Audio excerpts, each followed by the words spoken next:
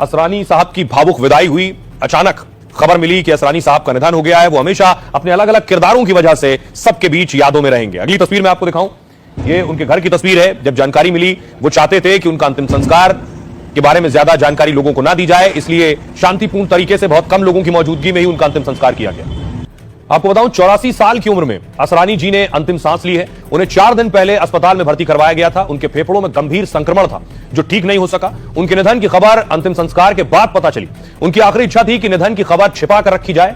वो अपनी अंतिम यात्रा में कोई हंगामा या जुलूस नहीं चाहते थे, इसलिए मुंबई के शमशान में जब अंतिम संस्कार किया गया तो इसमें परिवार के 15 से 20 लोग ही शामिल हुए थे। आपको बताऊं, जयपुर में जन्मे असरानी साहब का फिल्मी सफर बहुत चमकदार रहा। अमिताभ बच्चन से लेकर राजेश खन्ना जैसे सुपरस्टार के साथ उन्होंने काम किया। राजेश खन्ना के साथ उन्होंने 25 फिल्मों में काम किया, तो अमिताभ जी की कई फिल्मों में हीरो की बराबरी का रोल मिला उन्हें। फिल्म शोले में जेलर के किरदार में वो खासे चर्चित हुए। साथ ही कलाकार उनकी एक्टिंग और कॉमेडी टाइमिंग के मुरीद हैं। अक्षय कुमार से लेकर आयुष्मान खुराना तक तारीफ करते हैं। असरानी साहब ने अपने करियर में करीब 350 फिल्में की हैं। जैसे ये खबर पता चली, न सिर्फ उनके फैंस को बल्कि बॉलीवुड सेलिब्रिटीज को, प्रधानमंत्री नरेंद्र मोदी को, तो देखिए क्या कहा। पीएम ने लिखा, असरानी जी के निधन से बहुत गहरा दुख हुआ है। वो एक प्रतिभाशाली और बेहद बहुमुखी कलाकार थे जिन्होंने पीढ़ियों तक दर्शकों का मनोरंजन किया है। उन्होंने अनगिनत लोगों की जिंदगी में खुशी और हंसी भरी है। अमिताभ बच्चन ने लिखा, हमने एक और असरानी सर को खो दिया है। वो अत्यंत प्रतिभाशाली सहकर्मी थे और फिल्म संस्थान में जया के शिक्षक भी थे। उनका अचानक निधन बहुत दुखद है। अक्षय कुमार ने लिखा, असरानी जी के निधन से स्तब्ध हूं और स्पीचलेस हूं। 1 हफ्ते पहले ही एक शूटिंग में उन्हें गले लगाया था। बहुत प्यारे इंसान थे वो। उनकी कॉमिक टाइमिंग लाजवाब थी। कई फिल्मों में उनके साथ काम किया और बहुत कुछ सीखा है उनसे। अनुपम खेर साहब ने लिखा, उनकी सारी बातें फ्लैशबैक में याद आती हैं। दुनिया को बेहतर जगह बनाने के लिए शुक्रिया, लोगों को हंसाने के लिए शुक्रिया असरानी जी। कंगना रनौत ने लिखा, असरानी जी सिर्फ एक कलाकार नहीं थे बल्कि बचपन का हिस्सा, परिवार का सदस्य जैसे थे। उनके जैसे जिंदा दिल कलाकार की कमी खलेगी।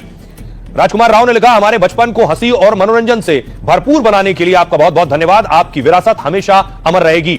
राजपाल यादव ने लिखा, चाहे वो भूल भुलैया हो, ढोल हो, भूत बंगला हो या फिर सभी सीन को हिट बनाने में आपका खास योगदान रहा है। अब आइए आपको बताऊं, जिस शनिवार वाड़ा पर बवाल चल रहा है वो है क्या। दरअसल ये शनिवार वाड़ा की तस्वीर आप देख रहे हैं। पुणे की ऐतिहासिक इमारत है। लोग यहां आते हैं, परिवार के साथ आते हैं और शनिवार वाड़ा घूमते हैं। शनिवार वाड़ा का इतिहास किस चीज से जुड़ा है? शनिवार वाड़ा का इतिहास छत्रपति शाहू जी महाराज से जुड़ा हुआ है। शाहू जी महाराज छत्रपति शिवाजी के पोते थे। शाहू जी अपने प्रधानमंत्री पेशवा बाजीराव को बहुत मानते थे। पेशवा बाजीराव के लिए उन्होंने यह किला बनवाया है जिसका निर्माण साल 1736 में हुआ। कहा जाता है शनिवार वाड़ा वही किला है। यह पेशवा बाजीराव प्रथम का आधिकारिक आवास था। यह मराठा साम्राज्य के पेशवाओं का मुख्यालय भी था और इसे पेशवाओं की शक्ति के केंद्र के तौर पर जाना गया। पहले यह 13 मंजिला भव्य महल हुआ करता था, लेकिन साल 1828 में किले में आग लग गई। इस भयानक आग में किले का ज्यादातर हिस्सा जल गया था। अब यहां सिर्फ विशाल प्रवेश द्वार और मजबूत दीवारें बची हैं। यह किला मराठाओं के गौरवशाली इतिहास का गवाह भी है, इसलिए यह महाराष्ट्र के लोगों के बेहद करीब है और इसे पुणे का सांस्कृतिक प्रतीक भी माना जाता है। सुनिए इतिहासकार